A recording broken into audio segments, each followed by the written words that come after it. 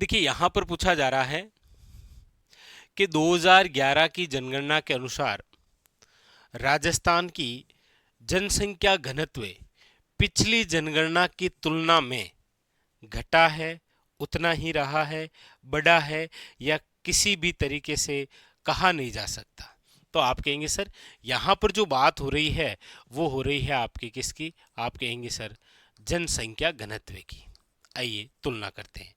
देखिए जनसंख्या घनत्व की जब हम बात करते हैं तो राजस्थान की यदि हम बात करें तो आप कहेंगे सर राजस्थान का जो जनसंख्या घनत्व है वो अभी 2011 के अनुसार आप देखेंगे तो आंकड़ा है 200। लेकिन आप पिछली बार की तुलना करेंगे 2001 में, उस समय था 165। यानी कि राजस्थान के अंदर जो जनसंख्या घनत्व है वो 2001 में तो था 165 और 2011 के अंदर कितना हो गया है? 200। यानी कि यहाँ पर यही पूछा गया है कि 2011 की जनगणना के अनुसार राजस्थान की जनसंख्या घनत्व पिछली जनगणना की तुलना में क्या हुआ है? तो आप कहेंगे सर बढ़ा है। यानी ऑप्शन नंबर जो है वो क्या हो जाएगा? She is a correct answer. तो इस प्रकार से भी पूछने लग गया है। ठीक है, चलिए आगे। अगला क्वेश्चन, अगला है आपके सामने, लीजिए। पूछा जा रहा है निम्नलिखित में से कौन सी नदी गंभीर नदी की सहायक नदी है? गंभीर नदी की सहायक नदी कौन सी नदी है? ये गंभीर। देखिए एक तो नदी है आपके गंभीर और एक नदी है आपके, याद रखिएगा, गंभीरी। एक नदी कौन सी है? गंभीर नदी है। और एक कौन सी है? याद रखिएगा, गंभीरी नदी है, याद रखिएगा। ठीक है, दो अलग अलग नदियां हैं। ये जो गंभीरी नदी है ये तो आपकी किसकी सहायक नदी है? बेड़च की सहायक है, याद रखिएगा। किसकी है? बेड़च की सहायक है। इसीलिए आप पढ़ते हैं कि गंभीरी और बेड़च नदियों के संगम पर हमारे राजस्थान का एक किला है जिसका नाम क्या है? चित्तौड़गढ़। जबकि ये जो गंभीर है इसका अन्य नाम है, याद रखिएगा, उटगन नदी। क्या नाम है? उटगन नदी। और ये वो नदी है जो किसका भाग है? याद रखिएगा, बंगाल की खाड़ी का भाग है। किसका है? बंगाल की खाड़ी का भाग। आप सुनते हैं ना कि राजस्थान में पूर्णतः मिट्टी से निर्मित जो बांध है, पांचना बांध, वो इसी नदी पर बना हुआ है। कौन सा बांध है? पांचना बांध, जो कि आपके कहां पर बना हुआ है? करौली में। मिट्टी से निर्मित, याद रखिएगा, पांचना बांध करौली।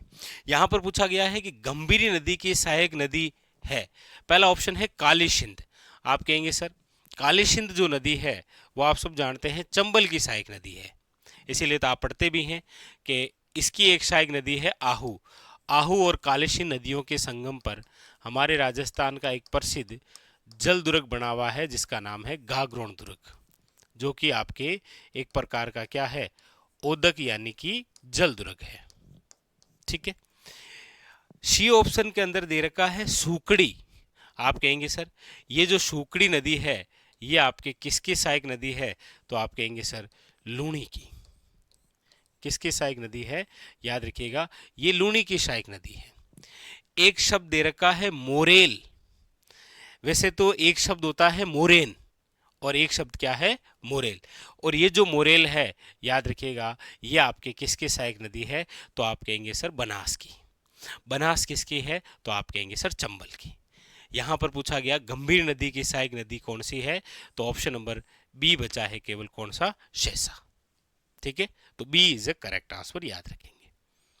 अगला, अगला क्वेश्चन लीजिए, क्या पूछा जा रहा है?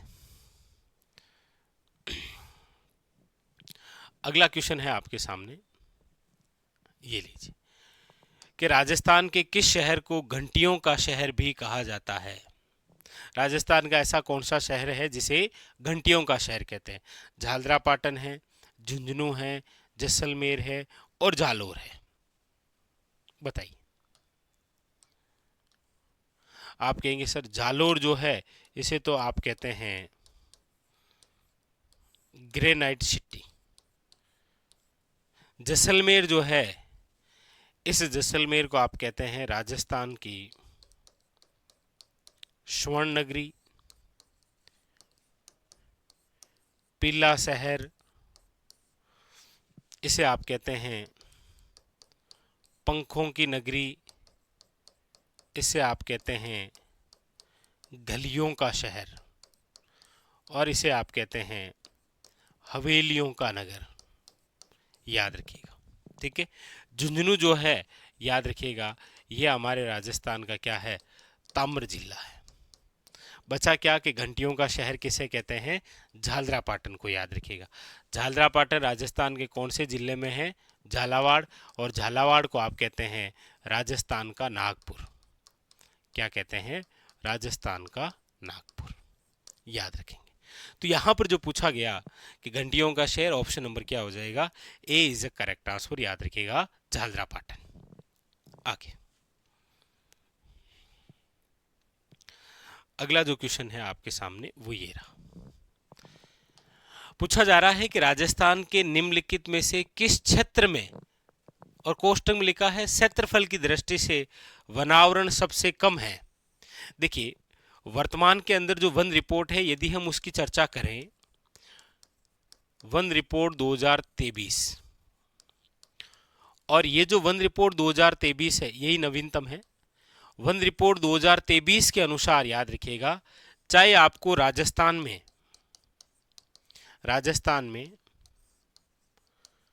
वनावरण, राजस्थान में ये जो वनावरण है, ये चाहे आपको क्षेत्रफल के आधार पर पूछे या फिर प्रतिशत के आधार पर पूछे, इन दोनों के आधार पर, चाहे वो क्षेत्रफल के आधार पर पूछे और चाहे प्रतिशत के आधार पर पूछे, पूछा जाए आपको कि क्षेत्रफल या प्रतिशत के आधार पर सर्वाधिक वनावरण कहाँ है और न्यूनतम वनावरण कहाँ है, तो सर्वाधिक जो वनावरण है वो है उदयपुर में, और न्यूनतम जो वनावरण है वो है आपके चूरू में। इस बार की जो रिपोर्ट आई है ना, वो ये कह रही है कि चाहे आपको क्षेत्रफल के आधार पर पूछ ले या फिर प्रतिशत के आधार पर पूछ ले, दोनों में ही सर्वाधिक पूछे तो उदयपुर है, और न्यूनतम पूछेगा तो कौन सा है, याद रखिएगा, चूरू। यहां पर पूछ रहा है सबसे कम है, तो चूरू ऑप्शन नंबर क्या है, याद रखिएगा, ए इज ए करेक्ट आंसर। और चूरू हमारे राजस्थान का सबसे गर्म वे सबसे ठंडा जिला है, सबसे गर्म और सबसे ठंडा जिला है, याद रखेंगे आप। तो यहां पर ऑप्शन नंबर जो है वो क्या हो जाएगा, ए इज ए करेक्ट आंसर। ठीक है, आगे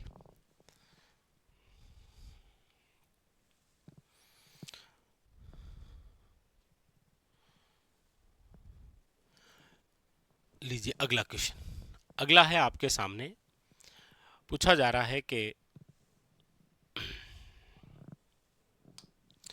सिद्धमुख प्रमुख सिंचाई परियोजना मुख्य रूप से राजस्थान के निम्नलिखित जिलों को लाभ पहुंचाती है।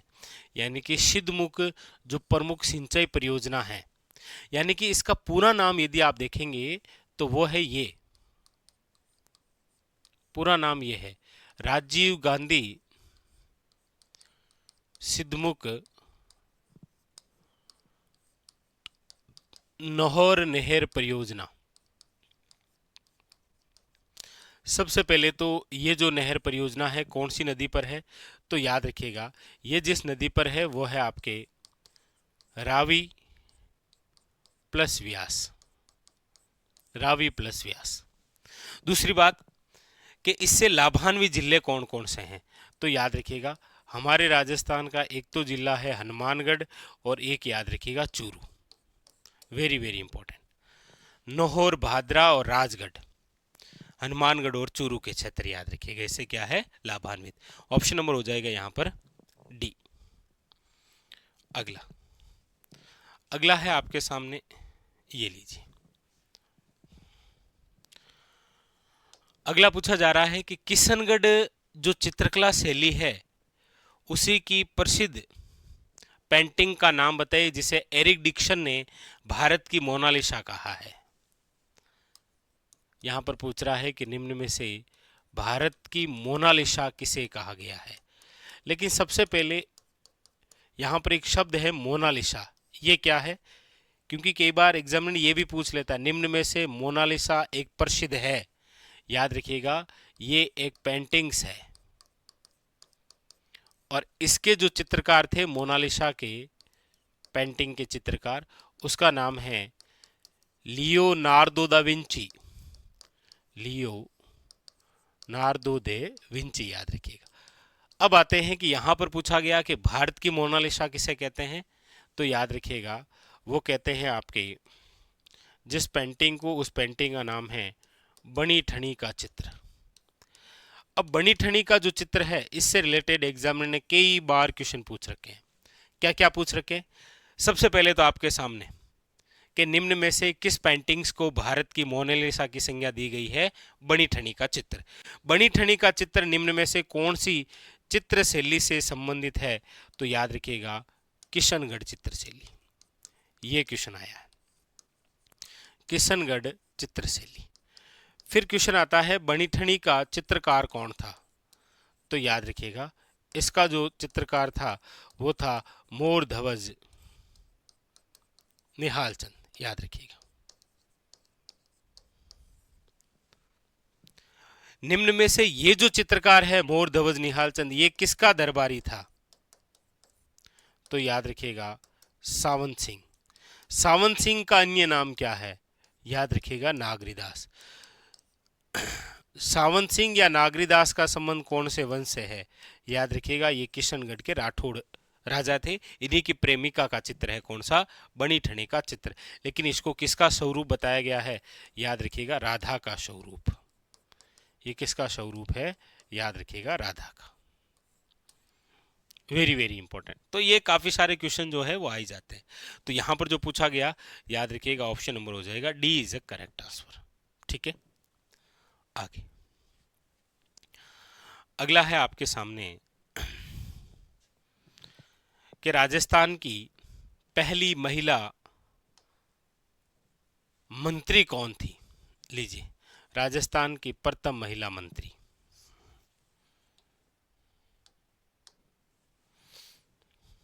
राजस्थान की प्रथम महिला मंत्री। आप कहेंगे सर राजस्थान की प्रथम महिला जो मंत्री है वो है आपके, याद रखिएगा कमला बेनीवाल। कौन है? कमला बेनीवाल। और ये जो कमला बेनीवाल है, याद रखिएगा यही हमारे राजस्थान की प्रथम उप मुख्यमंत्री महिला है। उप मुख्यमंत्री महिला, तो यही राजस्थान की प्रथम महिला मंत्री है और यही हमारे राजस्थान की प्रथम उप मुख्यमंत्री महिला है। हालांकि आप सब जानते हैं कि हमारे राजस्थान की दूसरी उप मुख्यमंत्री महिला जो है वो वर्तमान में कौन है? तो आप कहेंगे सर दिया कुमारी। दिया कुमारी। और हमारे राजस्थान की एकमात्र महिला जो सीएम बनी वो है कौन? वसुंधरा राजे सिंधिया। याद रखेंगे राजस्थान की प्रथम महिला सीएम कौन बनी थी? वसुंधरा राजे सिंधिया। तो यहां पर पूछा गया था कि पहली महिला मंत्री कौन बनी थी? याद रखिएगा कमला बेनीवाल। कौन है? कमला बेनीवाल। ऑप्शन नंबर क्या है यहां पर? D is a correct answer. आगे अगला क्वेश्चन, अगला है आपके सामने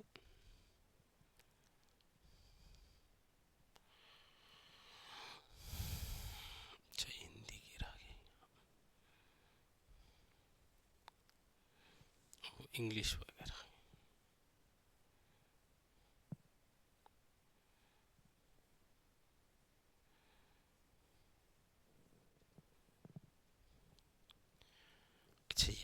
ये रहा, लीजिए। पूछा जा रहा है आपको कि राजस्थान में रामपुरिया हवेली जो है वो किस स्थान पर स्थित है? बताइए। राजस्थान में रामपुरिया हवेली, देखिए हमारे राजस्थान के अंदर बहुत प्रसिद्ध है। वैसे तो ज्यादातर तो आप देखेंगे तो पूछा तो यही जाता है, कौन सी? विश्व प्रसिद्ध पटवों की हवेली, जो कि है आपके कहां पर? याद रखिएगा जैसलमेर में। एक तो ये, एक आपके सामने दे रखी है रामपुरिया की हवेली। कौन सी? रामपुरिया की हवेली, ये आपके कहाँ पर है? तो याद रखिएगा बीकानेर में। एक आपको पूछी जाती है पंसारी की हवेली, कौन सी? पंसारी की हवेली। ये जो पंसारी की हवेली है ये है आपके श्री माधोपुर में, श्री माधोपुर जो कि आपके सीकर में आता है। एक है आपके याद रखिएगा दानचंद चोपड़ा की हवेली, दानचंद चोपड़ा की हवेली, और ये जो हवेली है ये आपके सुजानगढ़ में है, सुजानगढ़ चूरू। एक है आपके सोने चांदी की हवेली, सोने चांदी की जो हवेली है वो आपके कहाँ पर है? तो याद रखिएगा महणसर, और महणसर कहाँ पर है? याद रखिएगा झुंझुनू में। कहाँ पर है? झुंझुनू के अंदर। तो यहां पर पूछा गया रामपुरिया की हवेली, याद रखिएगा बीकानेर के अंदर है। ऑप्शन नंबर है आपके सामने B is a correct answer. अगला अगला है आपके सामने, लीजिए, पूछा जा रहा है कि किस राजपूत शासक ने मुगल सम्राट औरंगजेब के खिलाफ विद्रोह किया था? आप सब जानते हैं कि जिस समय मुगल शासक औरंगजेब थे उस समय मेवाड़ के अंदर एक बार फिर मेवाड़ की शक्ति का उत्थान किया था। उस समय मेवाड़ के जो शासक थे वो थे आपके, याद रखिएगा, महाराणा राज सिंह। राज सिंह और औरंगजेब प्रारंभ में अच्छी मित्रता थी इनमें, लेकिन फिर काफी सारी बातों को लेकर विवाद हो गया था, जिसमें विवादों में आप पढ़ते हैं एक तो चारुमती विवाह, चारुमती से विवाह करना चाहता था औरंगजेब, लेकिन विवाह हुआ किसके साथ में था? राज सिंह।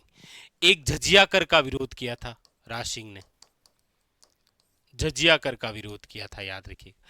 एक औरंगजेब के जो शत्रु थे वीर दुर्गादास राठौड़ और अजीत सिंह, उनको शरण देने का कार्य भी किसने किया था?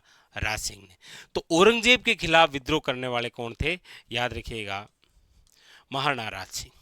ठीक है, चलिए, तो ये था आज का हमारा सेशन। बाकी जो क्वेश्चन है वो हम करेंगे अगले सेशन में। ये सेशन आपके आगामी एग्जामों के लिए बहुत ही खास, बहुत ही इंपॉर्टेंट होने वाला है, क्योंकि हम सारे के सारे वही पेपर सोल्व कर रहे हैं जो अभी आपके हाल ही 2025 के अंदर आए हुए पेपरों के अंदर आए हुए क्वेश्चन है। ठीक है, आज के लिए इतना ही। धन्यवाद आप सबका।